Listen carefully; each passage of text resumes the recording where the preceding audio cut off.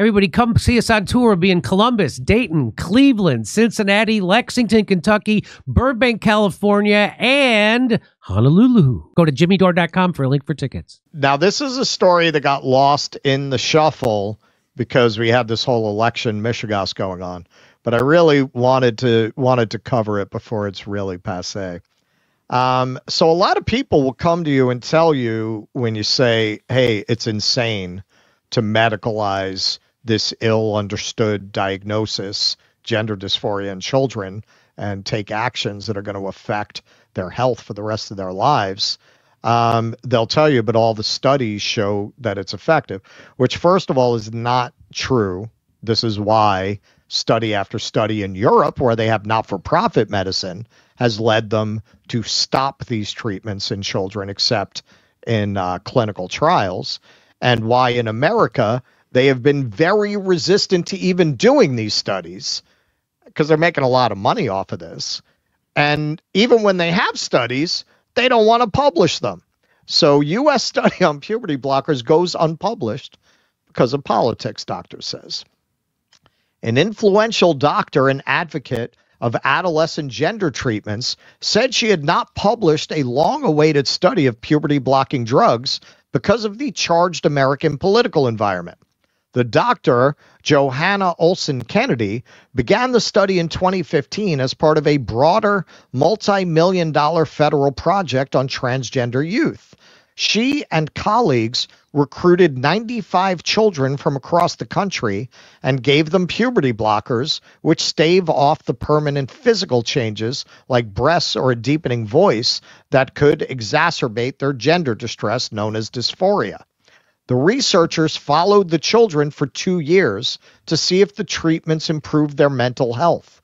An older Dutch study had found that puberty blockers improved well-being, results that inspired clinics around the world to regularly prescribe the medications as part of what is now called gender-affirming care.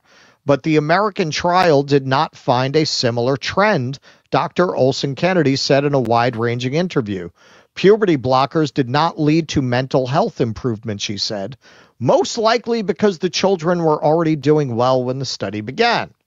Quote, they're in really good shape when they come in, and they're in really good shape after 2 years, said Dr. Olson Kennedy, who runs the country's largest youth gender clinic at the Children's Hospital of Los Angeles.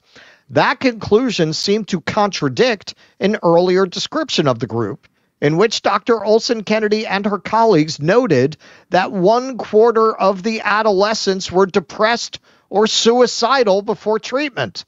That doesn't sound like they were good when they came in. Full quarter of them depressed or suicidal.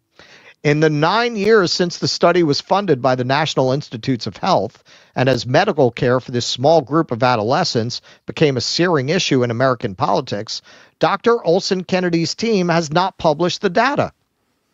Asked why, she said the findings might fuel the kind of political attacks that have led to bans of the youth gender treatments in more than 20 states, one of which will soon be considered by the Supreme Court. Quote, I do not want our work to be weaponized, she said. It has to be exactly on point, clear, and concise, and that takes time. So yes, you're understanding this right.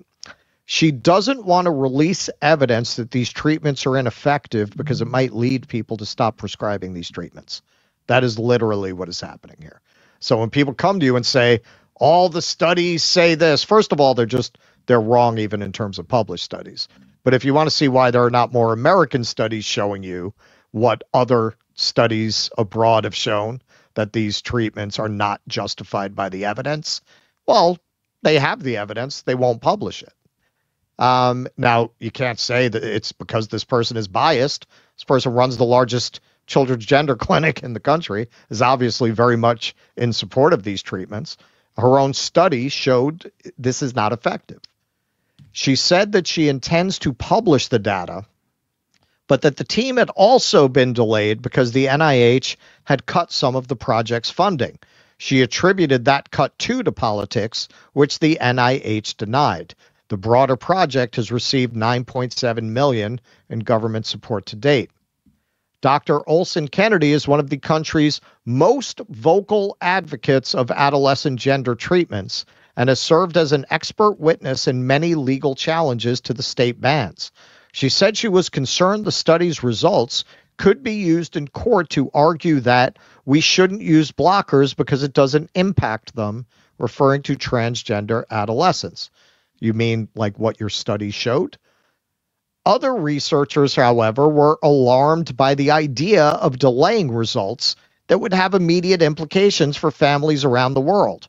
When asked in follow-up emails to clarify how the children could have good initial mental health, when her preliminary findings had showed 1/4 of them struggling, Dr. Olson Kennedy said that in the interview, she was referring to data averages and that she was still analyzing the full data set. That's what we call the Israel exception. We're looking into it. Get back to us in a few years.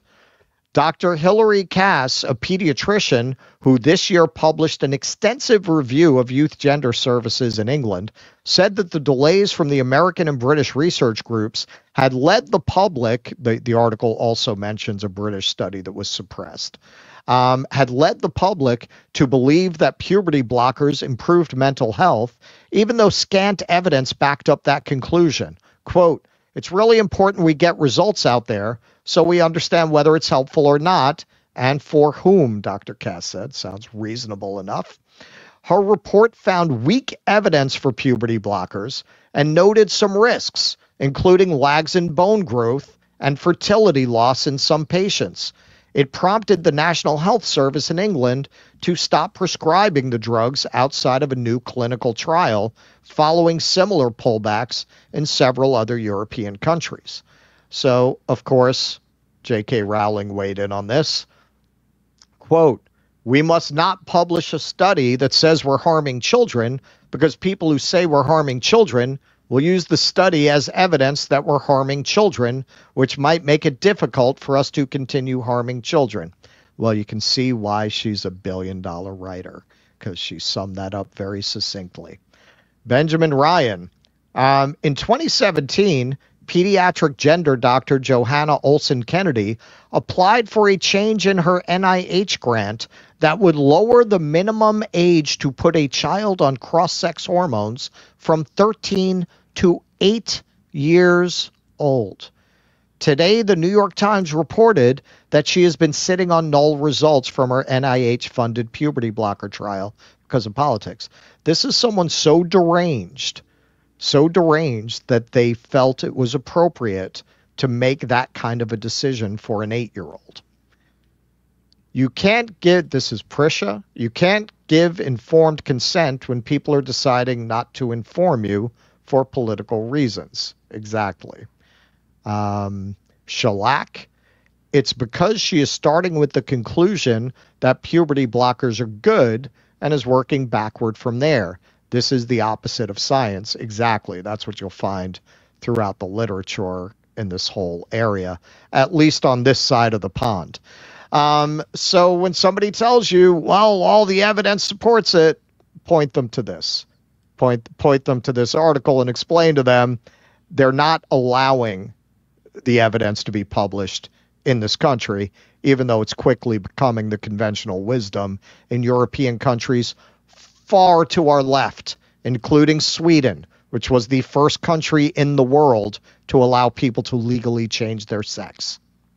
Well, yeah, I mean, also, obviously what exacerbates it in the United States is that you have a for-profit healthcare system. That's where, That's people it. get, you don't think there are dollar signs in the eyes of people who have an opportunity to basically permanently medicalize someone at such a young age, because that's what you do, is you make them a permanent patient, which is just exactly money coming in, right? So I think that is, I think that is a good place to sort of center this if you're making an argument, in this realm, because, it's not phobic to be suspicious that a condition is being overdiagnosed, especially in a for-profit system. Like, that's all you're saying. You're saying it's being overdiagnosed by opportunistic doctors. That is not that is not a judgment against trans people. It's just saying, hey, of course is this condition being overdiagnosed for, nefarious reasons by people with ulterior motives? That's all it is. Yeah, it's a corruption question. It's not even so much a culture question.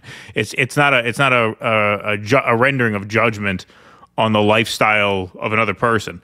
It's, hey, is this not a corruption issue, right? At this point. Right. And we've almost exclusively talked about this when we've talked about this here and on our show in regards to children. Very much like what we were covering about the language around healthy at any size in the RFK segment.